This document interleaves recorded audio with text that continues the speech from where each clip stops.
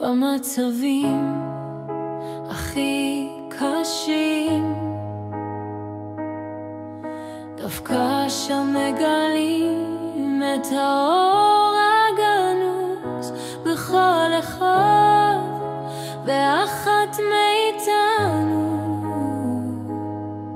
בדרכי האמונה והביטחון נלך, וגם אם ניפול